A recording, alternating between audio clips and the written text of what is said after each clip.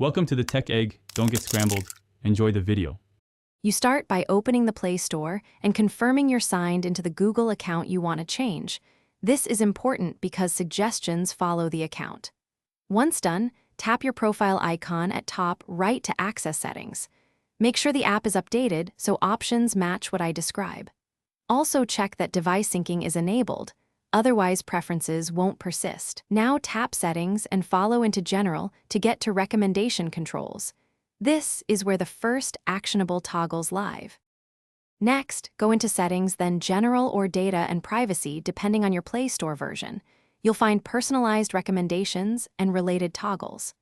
Turn off those personalization options to stop algorithmic app suggestions based on your activity. Then return to the App Info page, long press icon or use System Settings, and clear cache, and if necessary, clear data to force the store to drop local suggestion records.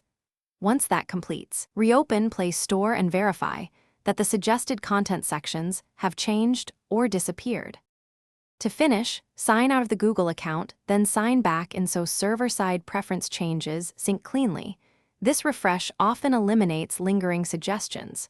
If you want a wider prevention, open Google account settings and disable web and app activity to reduce cross-service profiling. Make sure to reboot the device after changes so caches reset. If suggestions still appear, clear Play Store cache again and double-check you changed settings on the correct Google account. Often a secondary. Thanks for watching. Consider subscribing if I helped unscramble your problems.